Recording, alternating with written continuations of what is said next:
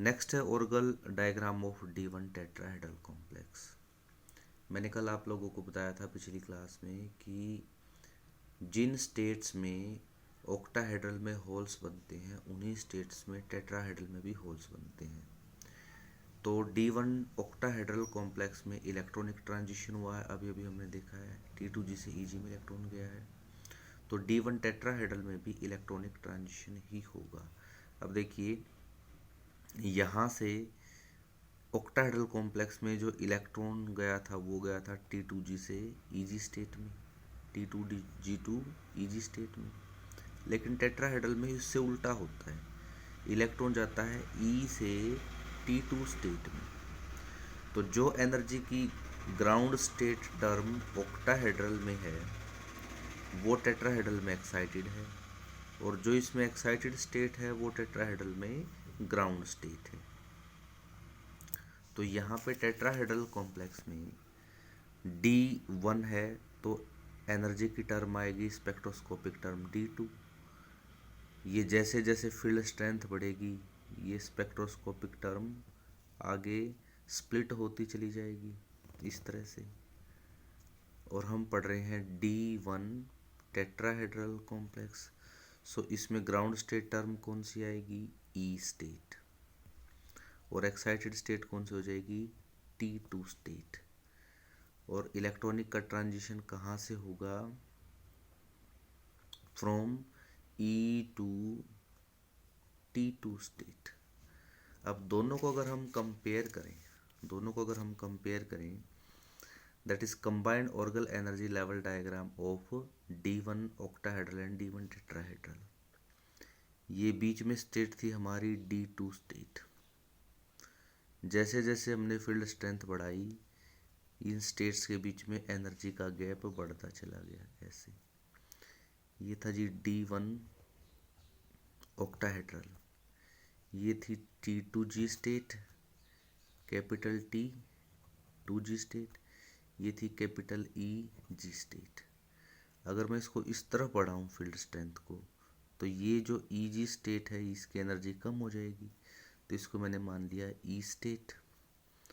और इस स्टेट की एनर्जी इसके कंपैरेटिवली अपोजिट साइड में बढ़ती चली जाएगी, this will become T2 state. तो D1 ऑक्टाहेड्रल का diagram Orgel diagram D1 tetrahedral के ऑर्गल डायग्राम से बिल्कुल अपोजिट होता है, उल्टा होता है।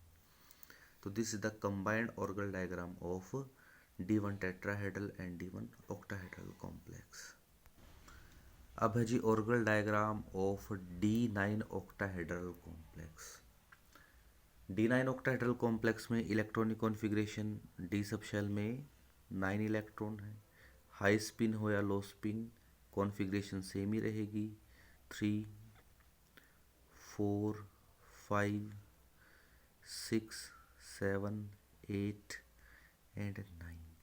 और हमें पता है कि D9 कॉन्फ़िगरेशन में होल की फॉर्मेशन होती है, और जहाँ होल की फॉर्मेशन होती है वहाँ पर ट्रांजिशन होल का होता है, इलेक्ट्रॉनिक ट्रांजिशन नहीं होता है। तो hole transition takes place in D9 octahedral complex या D9 टेट्राहेड्रल कॉम्प्लेक्स, दोनों में होल का ट्रांजिशन होता है। होल ट्रांजिशन जो होता है वो हमेशा इलेक्ट्रॉन के ट्रांजिशन से अपोजिट होता है। देखिए इलेक्ट्रॉन का ट्रांजिशन होता तो होता T2G से EG में, लेकिन अब जब होल का ट्रांजिशन होगा तो वो कहाँ पर होगा? वो होगा हमेशा EG से T2G में। तो यहाँ पर D9 के केस में ग्राउंड स्टेट टर्म कौन सी हो जाएगी? EG। और एक्साइटेड स्टेट टर्म कौन सी हो जाएगी? T2G। Ground state term D1 और D9 में सेम ही होती है, दैट इज D2। इसकी एक्साइटेड स्टेट कोई होती नहीं स्पेक्ट्रोस्कोपिक टर्म की। तो जैसे जैसे फील्ड स्ट्रेंथ बढ़ेगी ये D2 स्टेट दो स्टेट में टूट जाएगी। हम बात कर रहे हैं D9 ऑक्टाहेड्रल की। अभी हमने देखा कि D9 ऑक्टाहेड्रल में इलेक्ट्रॉन होल का ट्रांजिशन EG से T2G में होता है। तो ग्राउंड स्टेट टर्म कौन सी होगी? EG। और एक्साइटेड स्टेट टर्म कौन सी होगी, T2G। अब हमें ये पता है कि ऑक्टाहेड्रल और टेट्राहेड्रल कॉम्प्लेक्स में जो ट्रांजिशन है वो अपोजिट होते हैं। सो यहाँ पर मैं एक कंबाइंड डायग्राम भी बना सकता हूँ। तो कंबाइंड डायग्राम में D9 ऑक्टाहेड्रल में हमने देखा कि ये जो दो स्टेट हैं इनमें से कम एनर्जी की स्टेट कौन सी थी, D9 ऑक्टाहेड्रल में EG, कैपिटल E स्मॉल जी। अगर पीछे भी कहीं गड़बड़ हो गया तो इसको ध्यान से रखना चाहिए, जैसे ये हो गया कैपिटल EG स्टेट थी ये, और हायर एनर्जी स्टेट क्या होगी, T2G। और हमें पता है टेट्राहेड्रल का इससे उल्टा होता है, तो ये जो T2G स्टेट है इसकी एनर्जी कम हो जाएगी, इसको नाम दे देंगे T2। और ज़्यादा एनर्जी किसकी स्टेट की हो जाएगी, ज़्यादा एनर्जी हो जाएगी E स्टेट की। तो D9 ऑक्टाहेड्रल कॉम्प्लेक्स का ऑर्गल डायग्राम D9 टेट्राहेड्रल से उल्टा हो जाएगा। अब हम सभी का एक साथ पढ़ने लग जाएं, तो जैसे D1 octahedral, D1 tetrahedral, D9 octahedral, D9 tetrahedral, तो कैसे आएगा देखिए। D9 टेट्राहेड्रल, D9 ऑक्टाहेड्रल में EG कम है, T2G ज़्यादा है। EG की एनर्जी ग्राउंड स्टेट है। अब इसको कंपेयर अगर हम करें तो D1 टेट्राहेड्रल में बिल्कुल ऐसा ही हुआ है, जैसा D9 ऑक्टाहेड्रल में हुआ है वैसा ही D1 टेट्राहेड्रल में हुआ है। और जैसा D9 टेट्राहेड्रल में हुआ, D9 टेट्राहेड्रल में देखो T2 की एनर्जी जो है कम है, E की एनर्जी ज़्यादा है। बिल्कुल सेम हुआ है किसमें, D1 ऑक्टाहेड्रल में T2 की एनर्जी कम है, EG की एनर्जी ज़्यादा है। So combined Orgel diagram of D1 octahedral, D9 octahedral, D1 tetrahedral and D9 tetrahedral. This is tetrahedral, D9 tetrahedral complex. सो हमें पता है कि D1 का केस हमने पढ़ा है, T2G की एनर्जी कम थी और EG की एनर्जी ज़्यादा, तो this will become D1 octahedral।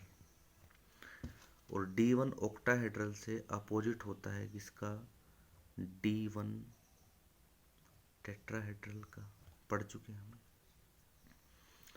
अब जो D1 ऑक्टाहेड्रल है उससे अपोजिट होता है D9 टेट्राहेड्रल का, क्योंकि D9 में एक होल होता है और होल का ट्रांजिशन इलेक्ट्रॉन के ट्रांजिशन से उल्टा होता है, तो इससे उल्टा हो जाएगा D9 ऑक्टाहेड्रल, तो इसको अपोजिट साइड में लिख देंगे।